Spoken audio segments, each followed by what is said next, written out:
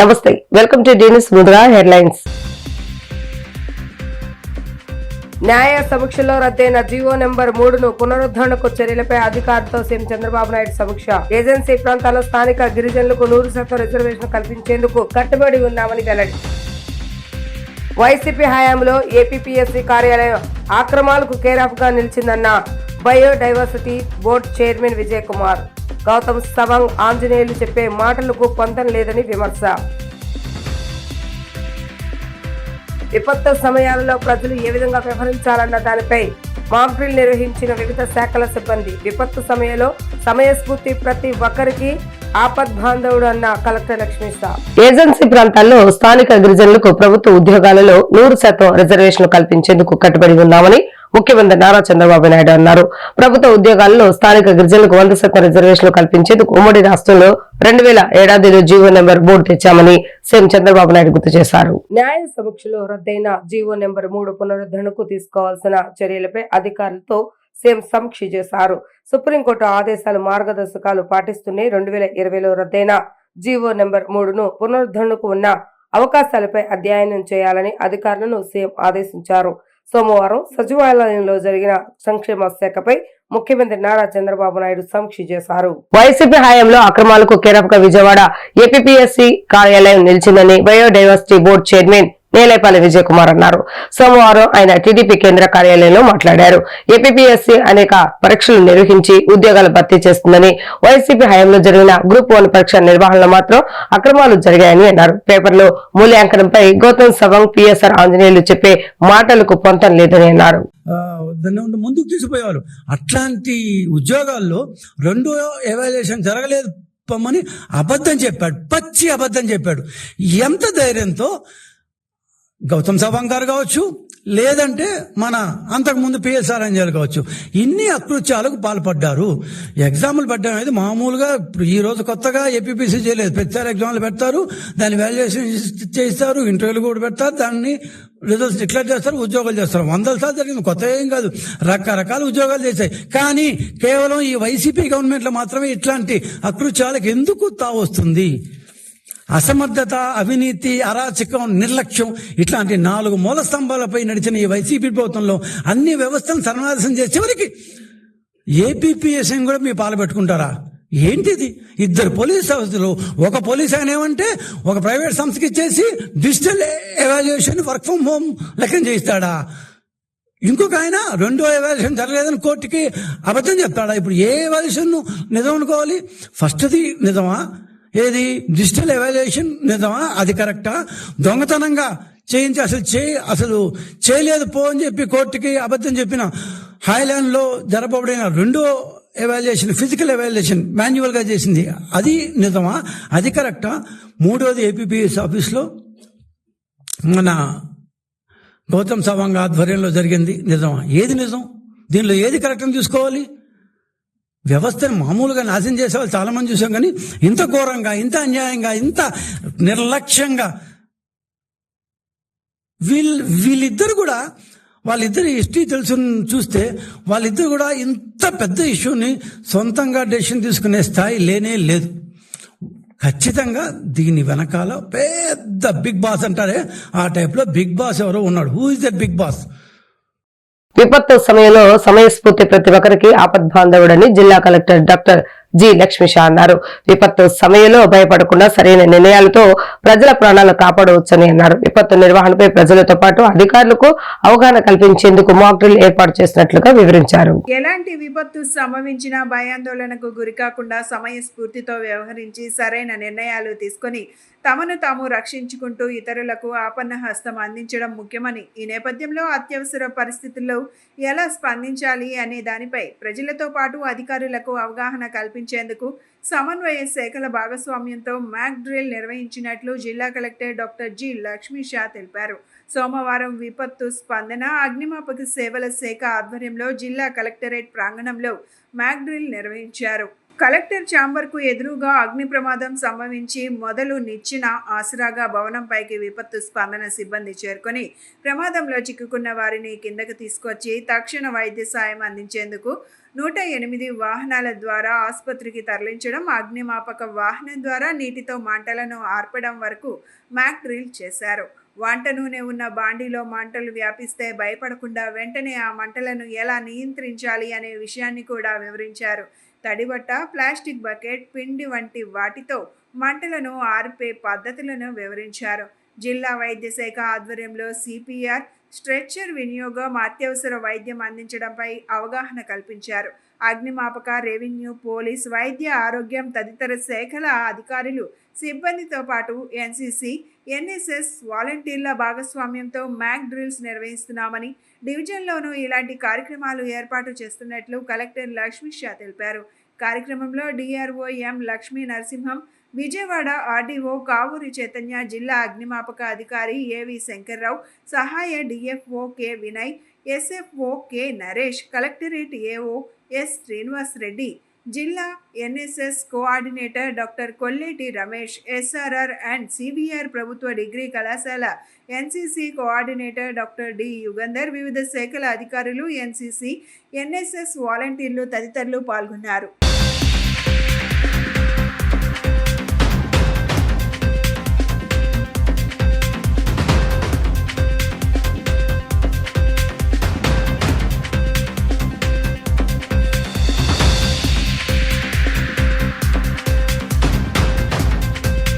Mock drill చేయడం జరిగింది. Disaster, fire accident, అట్లాగే వేరే ఏదైనా విపత్కర పరిస్థితిలో పబ్లిక్ ఎలా రెస్పాండ్ అవ్వాలి, ఏమేమి జాగ్రత్తలు తీసుకోవాలి, అట్లాగే పబ్లిక్ ఎలా హెల్ప్ చేయాలి, మనము డిజాస్టర్ టైంలో మనం అడ్డపడకుండా ఎట్లాగ మనం సేఫ్గా ఉండాలి, అలాగే ఎవరైనా బాధపడి ఉంటే లేదా ఏదైనా క్షతగాతులు ఉంటే వాళ్ళని ఎట్లాగా మనము రక్షించే పనిలో ఉండాలనే దాని మీద ఈరోజు ఫైర్ డిపార్ట్మెంటు అలాగే జిల్లా యంత్రాంగం కలిసి ఒక మాక్ డ్రిల్ చేయడం జరిగింది. ఫైర్ యాక్సిడెంట్ అయినప్పుడు అక్కడి నుంచి మెసేజ్ రాగానే ఎంత త్వరగా ఆ వెహికల్స్ రావాలి, ఫైర్ ఎక్స్టింగ్విషర్స్ వచ్చిన వెంటనే వాళ్ళకి ఎట్లాంటి స్థలం క్రియేట్ చేయాలి, అట్లాగే అక్కడ ఆల్రెడీ ఎవరైనా డ్యామేజ్ జరిగి ఉంటే, ఎవరికైనా ఇబ్బంది జరిగి ఉంటే వాళ్ళని ఏ ప్రకారం తీసుకొచ్చి మెడికల్ ఎయిడ్ ఇప్పించాలి, వాళ్ళని తీసుకెళ్ళి హాస్పిటల్కి, దాని మీద అంతా ఇక్కడ డెమో చేయడం జరిగింది. ఇదే కాకుండా ఈ ఫైర్ యాక్సిడెంట్ ఇంట్లో జరుగుతుంటుంది, హోటల్లో, పబ్లిక్ ప్లేసెస్లో, టెంపుల్లో ఎక్కడైనా జరుగుతుంటే దానికి ఎలా రెస్పాండ్ చేయాలని దాని మీద చాలా క్లియర్గా ఫైర్ డిపార్ట్మెంట్ అధికారులు ఎక్స్ప్లెయిన్ చేయడం జరిగింది. సో ఈ కార్యక్రమం ముఖ్యంగా ప్రజల్ని సిద్ధంగా పెట్టడానికి, ఏదైనా విపత్కర పరిస్థితి వస్తే, ఏదైనా డిజాస్టర్ ఏదైనా కావచ్చు, ఫ్లడ్ కావచ్చు, లేదా ఫైర్ యాక్సిడెంట్ కావచ్చు, ఫైర్ కావచ్చు, లేదా ఏదైనా యాక్సిడెంట్, పిడుగులు పడవచ్చు, ఏమైనా కూడా పబ్లిక్ రెడీగా ఉండాలి. పబ్లిక్ రెడీగా ఉండాలంటే అఫీషియల్స్ ఫస్ట్ వాళ్ళు రెడీగా ఉండాలి. బికాజ్ ఏ విపత్కర పరిస్థితి వచ్చినా కూడా ఫస్ట్ ఆఫీసర్ని డ్రాఫ్ట్ చేస్తాం. మనం ఆఫీసర్స్ని వెళ్ళండి అని డ్యూటీ వేసేస్తాం, వెంటనే కాల్ సెంటర్ పెడతాం. అక్కడ వెళ్ళే ఆఫీసర్ ఏం చేయాలి, ఫర్ ఎగ్జాంపుల్ డాక్టర్కి అయితే తెలుసు ఏం చేయాలనేది, ఫర్ ఎగ్జాంపుల్ ఫైర్ ఆఫీసర్స్ ఉంటారు వాళ్ళకి తెలుసు, కానీ ఒక అగ్రికల్చర్ ఆఫీసర్కి, లేదా ఒక వెటర్నరీ ఆఫీసర్కి, లేదా ఒక ఇండస్ట్రీ ఆఫీసర్కి, ప్రతి ఒక్కరికి ప్రతి దాని మీద అవగాహన ఉండాలి. డిజాస్టర్కి వెళ్ళినప్పుడు ఏ ఆఫీసర్ అయినా సో వాళ్ళు డిజాస్టర్ రెస్క్యూ ఆఫీసర్గా ఉంటాడు కాబట్టి సో వాళ్ళకి ప్రతి ఒక్కటి అవగాహన ఉండాలి. దాని మీద దృష్టి పెట్టి ఈ మాక్ డ్రిల్ చేయడం జరిగింది. దీనికి చాలా చక్కగా నిర్వహించారు ఫైర్ డిపార్ట్మెంట్ వాళ్ళు. అన్ని రకాలుగా పరికరాలు తీసుకొచ్చి ఏ ప్రకారంగా మనకు విపత్కర పరిస్థితులు, యాక్సిడెంట్ అయితే, రోడ్ యాక్సిడెంట్ అయితే ఎట్లాగా, అలాగే ఎక్కడైనా మనుషులు ఇరుక్కపోతే ఐరన్ రాడ్స్ అన్ని ఉంటే ఏం చేయాలని మీద చాలా చక్కగా డెమాన్స్ట్రేషన్ ఇచ్చారు. దీని ద్వారా జిల్లా ప్రజలకి అలాగే అధికారులందరికీ నా రిక్వెస్ట్ ఏంటంటే, విపత్కర పరిస్థితిలో ప్యానిక్ అవ్వడం సర్వసామాన్యం, కానీ ప్యానిక్ అవ్వకుండా ఆలోచిస్తే మనము లైఫ్ని సేవ్ చేయొచ్చు. మేము అధికారంలోకి వస్తే మహిళలకు రాష్ట్ర వ్యాప్తంగా ఆర్టీసీ బస్సులలో ప్రయాణం చేసేందుకు ఉచిత సౌకర్యం కల్పిస్తామని తెలుగుదేశం, జనసేన, బీజేపీ పార్టీల కూటమి సూపర్ 6 లో భాగంగా రాష్ట్ర అసెంబ్లీ ఎన్నికల సందర్భంగా పొందుపరిచిన హామీ ఇవ్వటం, అధికారంలోకి వచ్చి నేడు సుమారు సంవత్సరం అవుతున్నప్పటికీ ఉచిత ప్రయాణం వాయిదాల మీద వాయిదాలు వేసి ఆఖరికి ఉగాది పండుగ నుండి అమలు చేస్తామని అన్నారు. ఆ మాట కూడా ఇచ్చి అమలు చేయకపోవటం శోచనీయమని ఆంధ్రప్రదేశ్ మహిళా సమైక్య విజయవాడ నగర ప్రధాన కార్యదర్శి పంచదార్ల దుర్గమ్మ అన్నారు.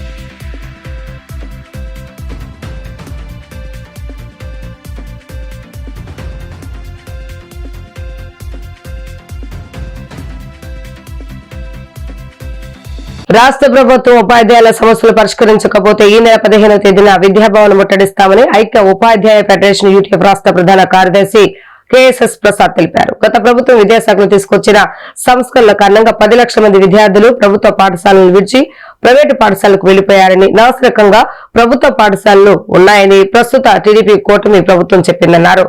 ఆ విధానాలు మారుస్తున్నామని చెప్పి మరలా ఉపాధ్యాయులపై పనిభారం పడేలాగా టీడీపీ కూటమి ప్రభుత్వం చర్యలు చేపట్టడం సరికాదని అన్నారు. ఉపాధ్యాయులపై పనిభారాన్ని మోపే చర్యలకు తక్షణమే వెటకాడాలని, లేని పక్షంలో ఆందోళన తప్పదని అన్నారు.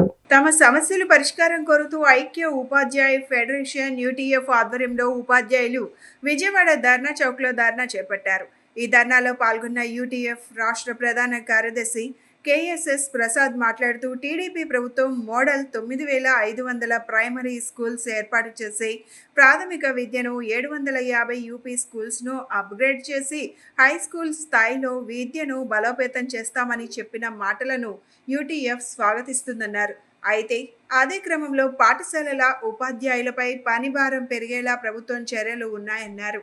హై స్కూల్ స్థాయిలో 45 మంది విద్యార్థులు దాటితే మరో సెక్షన్ను ఏర్పాటు చేయాలని విద్యార్థులు కోరుతున్నా పట్టించుకోవడం లేదన్నారు.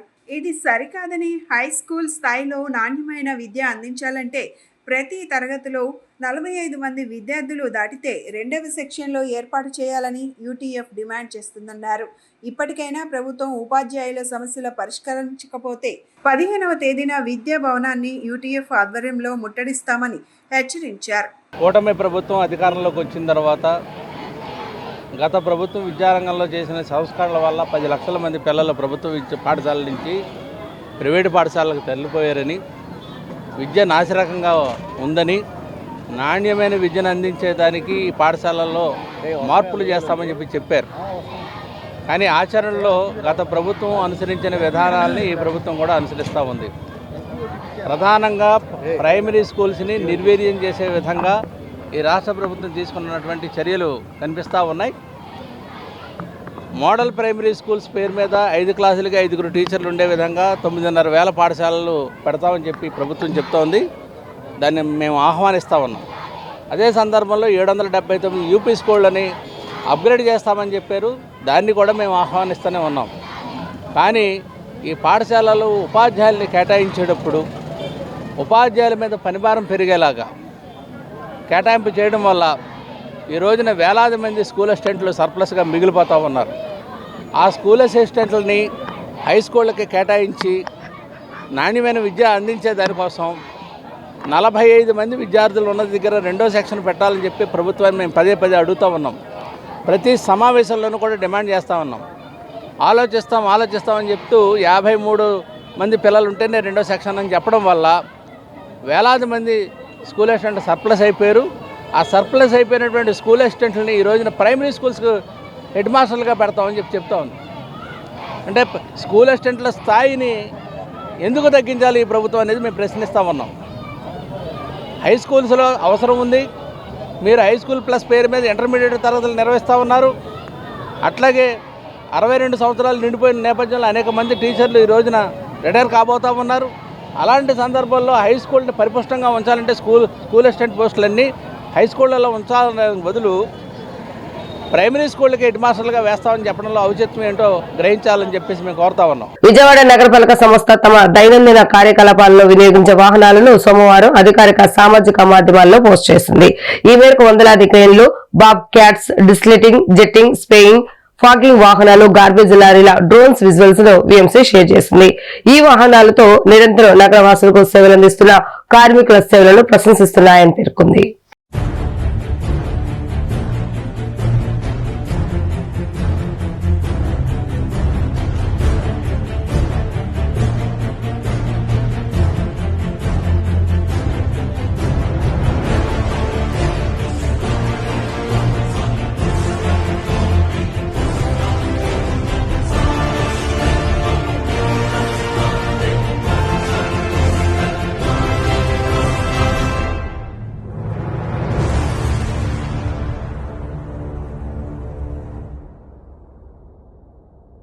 విజయవాడ రూరల్ పరిధిలోని పైపుల్ రోడ్లో సోమవారం గుర్తు తెలియని వ్యక్తి అనుమానాస్పద స్థితిలో మృతి చెందాడు.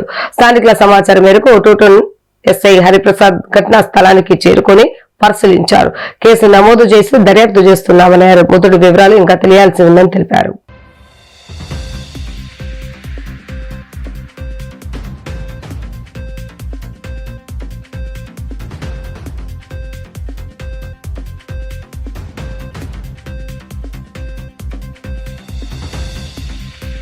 వైశాఖ పౌర్ణమిని పురస్కరించుకొని ఇంద్రకీలాద్రి ప్రదక్షిణ భక్తి ప్రవర్తనతో సాగింది. కామధేను అమ్మవారి సన్నిధి వద్ద ప్రచార రథంలో కొలువు తీరిన దుర్గా మల్లేశ్వరులకు పూజలు నిర్వహించిన అనంతరం దేవస్థాన ఈవో సేనా నాయక్ గిరి ప్రదక్షిణ ప్రారంభించారు. నగరంలోని పలు వీధుల మీదుగా సాగిన గిరి ప్రదక్షిణలో భక్తులు విశేష సంఖ్యలో పాల్గొన్నారు.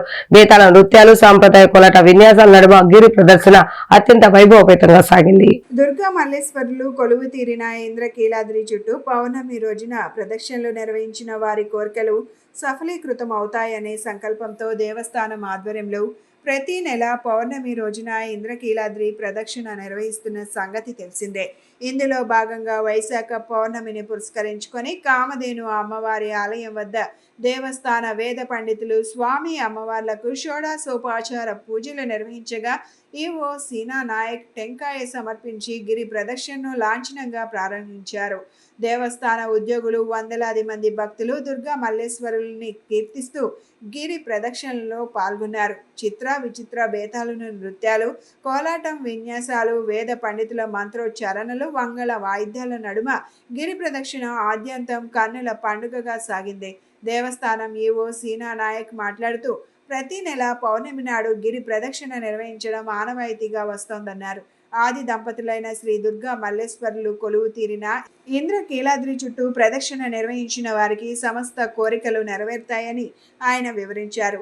భక్తులంతా ఈ గిరి ప్రదక్షిణలో పాల్గొని అమ్మవారి కృపా కటాక్ష వీక్షణాలకు పాత్రులు కావాలని ఈవో సీను నాయక్ కోరారు. ఈ కార్యక్రమంలో దేవస్థాన అధికారులు, వేద పండితులు, భక్తులు పాల్గొన్నారు.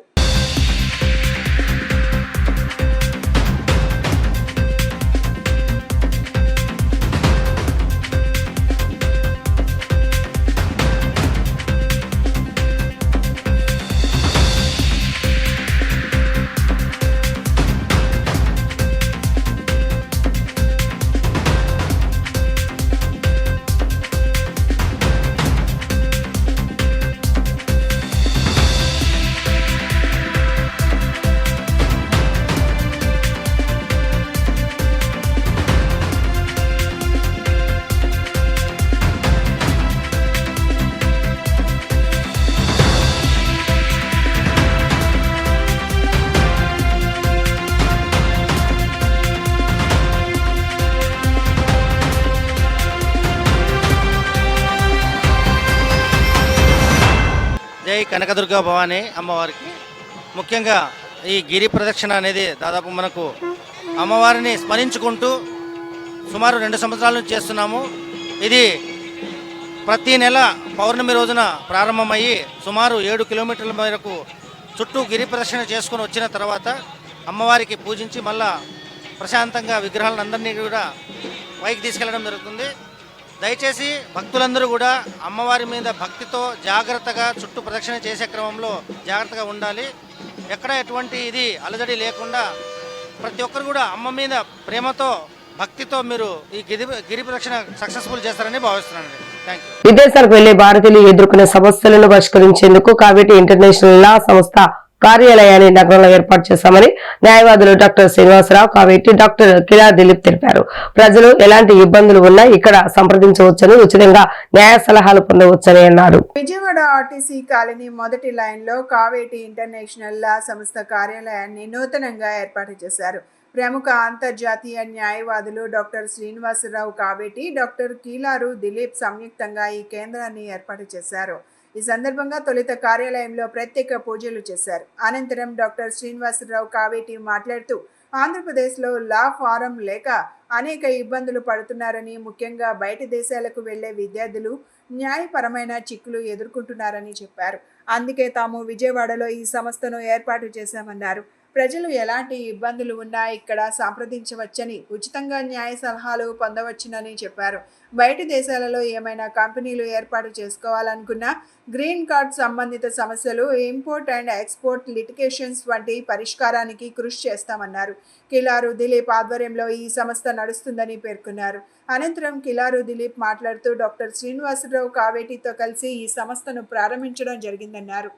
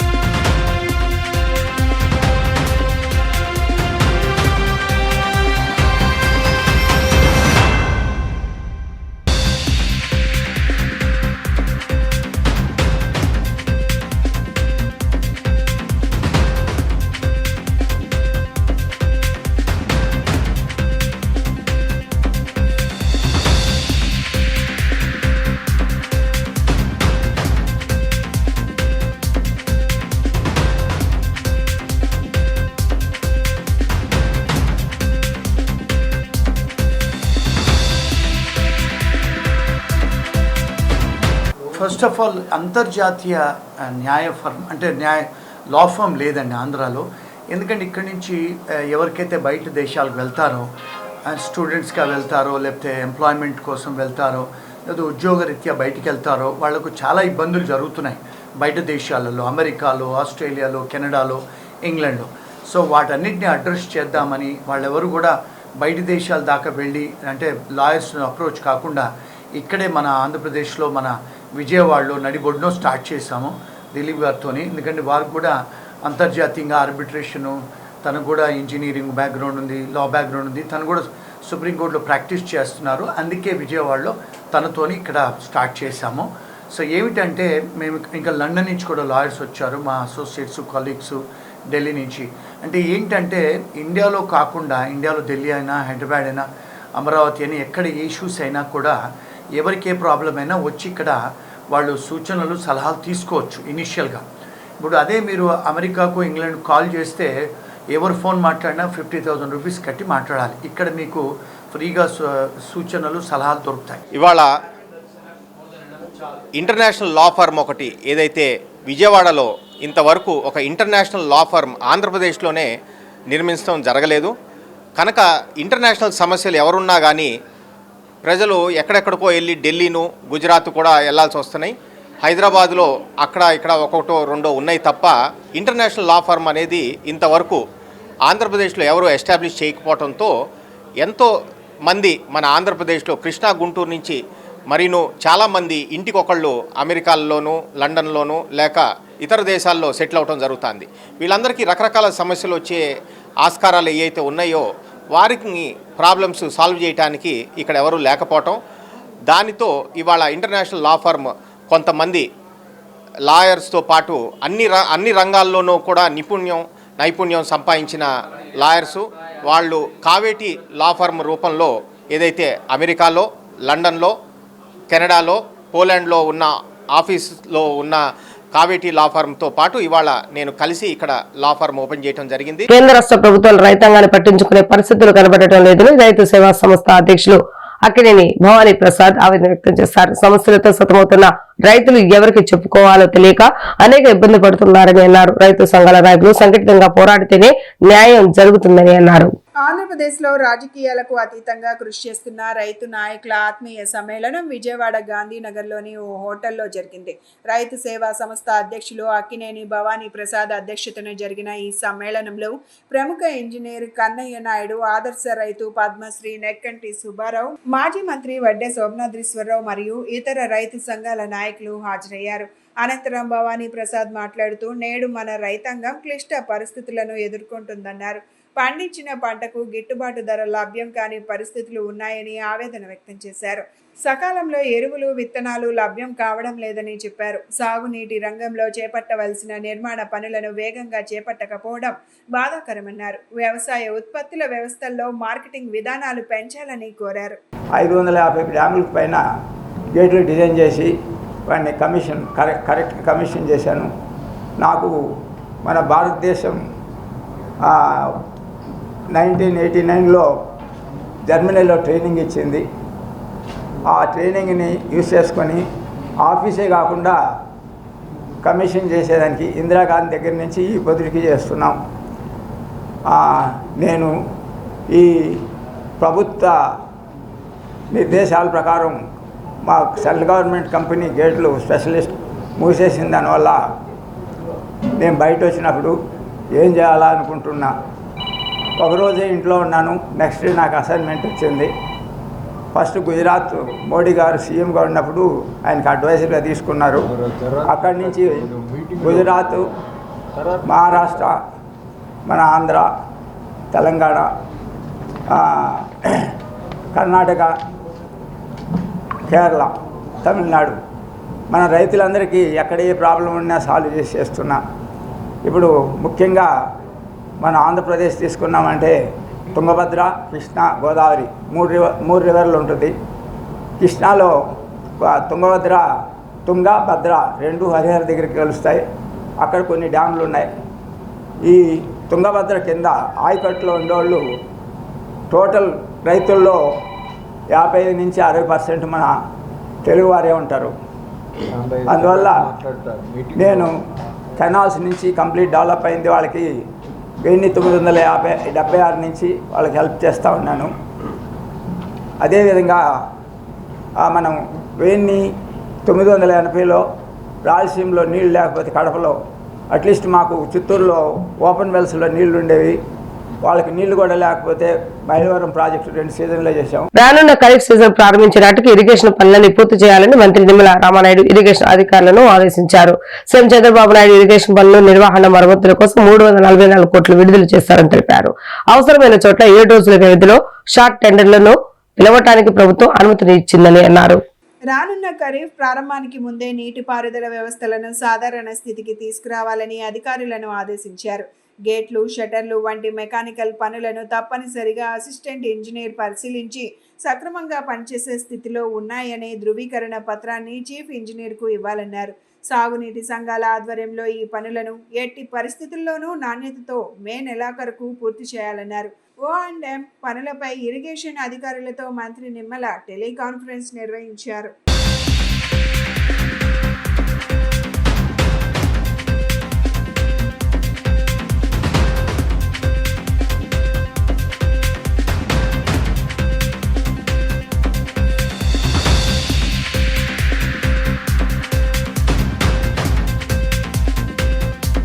వైసీపీ హయాంలో లెక్కర్లో పెద్ద ఎత్తున అవినీతి జరిగిందని రాష్ట్ర ఆరోగ్య శాఖ మంత్రి సత్యకుమార్ యాదవ్ ఆరోపించారు. ప్రభుత్వ అధినేతగా ఉన్న వ్యక్తి గత హయాంలో సొంతంగా డిస్టిలరీలు పెట్టడం బాధాకరమని అన్నారు. ఫ్లోరెన్స్ నైటింగేల్ జయంతి సందర్భంగా తుమ్మలపల్లి కళాక్షేత్రంలో అంతర్జాతీయ నర్సుల దినోత్సవ వేడుకలు ఘనంగా జరిగాయి. ఈ కార్యక్రమానికి ముఖ్య అతిథిగా రాష్ట్ర ఆరోగ్య శాఖ మంత్రి సత్యకుమార్ యాదవ్ పాల్గొన్నారు. ఈ సందర్భంగా ఆయన మాట్లాడుతూ మొట్టమొదటిసారిగా నర్సులకు 5 విభాగాల్లో అవార్డులు ఇచ్చామని చెప్పారు. ఏపీ స్కిల్ డెవలప్మెంట్ కార్పొరేషన్తో MOU చేసుకొని 8 విదేశీ భాషలు నేర్పిస్తున్నామని అన్నారు. పుట్టగొడుగుల్లో పుట్టుకొస్తున్న నర్సింగ్ కాలేజీలను 135 గుర్తించామని తెలిపారు. న్యూరాలజికల్ సమస్యలు కూడా ఎక్కువగా వచ్చాయన్నారు. 2024లో మాత్రమే 7,800 న్యూరాలజికల్ కేసులు పెరిగాయని మంత్రి సత్యకుమార్ యాదవ్ తెలిపారు. కిడ్నీ, కాలేయ సంబంధిత వ్యాధులు పెరిగిపోయాయని అన్నారు. లిక్కర్ స్కామ్ అనేది క్షమించరాని నేరమని చెప్పారు. మెడికల్ కాలేజీల సంఖ్య పెరుగుతోందని తెలిపారు. రాబోయే 5 సంవత్సరాలలో ఇంకా కాలేజీలు సీట్లు పెరుగుతాయని చెప్పారు. విద్యార్థుల సమస్యలను ఎన్ఎంసీ దృష్టికి తీసుకువెళ్తామన్నారు.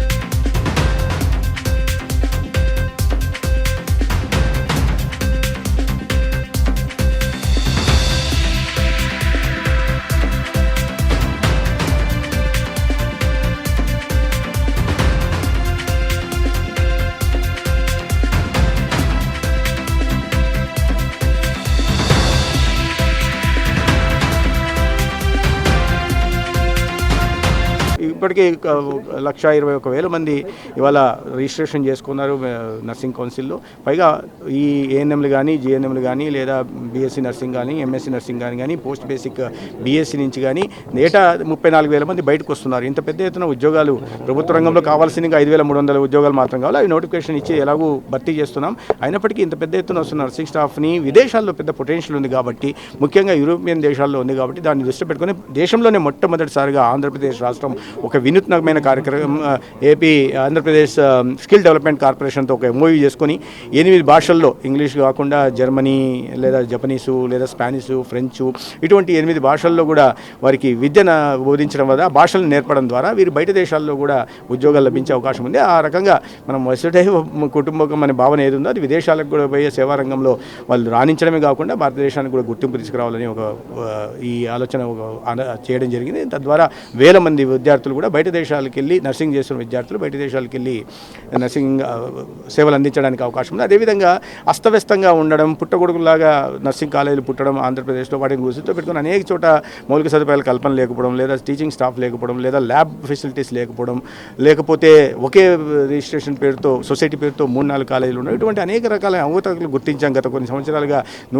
దాదాపు 135 కాలేజీలు గత 5 సంవత్సరాల్లోనే వచ్చాయి, ప్రైవేట్ కాలేజీలు. కాబట్టి దాన్ని దృష్టిలో పెట్టుకుని ఇవాళ వాటిని అన్నింటినీ స్ట్రీమ్లైన్ చేస్తున్నాం. ఒక నాణ్యమైన నర్సింగ్ విద్యను అందించడం, తద్వారా ఒక నాణ్యమైన నర్సింగ్, ఒక సేవాభావంతో పనిచేయాలనే ఉద్దేశంతో బయటకు వచ్చే నర్సింగ్ విద్యార్థులను తీసుకురావడమే లక్ష్యంగా పనిచేస్తున్నాం. వార్తలు ముగించే ముందు హెడ్లైన్స్ మరొకసారి. న్యాయ సమీక్షలో రద్దయిన జీవో నెంబర్ 3ను పునరుద్ధరణకు చర్యలపై అధికారులతో సీఎం చంద్రబాబు నాయుడు సమీక్ష. ఏజెన్సీ ప్రాంతాల్లో స్థానిక గిరిజనులకు 100% రిజర్వేషన్ కల్పించేందుకు కట్టుబడి ఉన్నామని వెల్లడి. వైసీపీ హయాంలో ఏపీపీఎస్సీ కార్యాలయం ఆక్రమాలకు కేరాఫ్ గా నిలిచిందన్న biodiversity board chairman Vijay Kumar. Gautam Sawang Anjaneyulu చెప్పే మాటలకు పొంతం లేదని విమర్శ. విపత్తు సమయాలలో ప్రజలు ఏ విధంగా వ్యవహరించాలన్న దానిపై మాక్ డ్రిల్ నిర్వహించిన వివిధ శాఖల సిబ్బంది. విపత్తు సమయంలో సమయస్ఫూర్తి ప్రతి ఒక్కరికి ఆపద్ బాంధవుడు అన్న కలెక్టర్ లక్ష్మీశా. ఈ రోజు వార్తా విశేషాలు మళ్ళా తిరిగి ప్రసారం అవుతాం. మరి కలుద్దాం. అందరికీ సెలవు. నమస్కారం.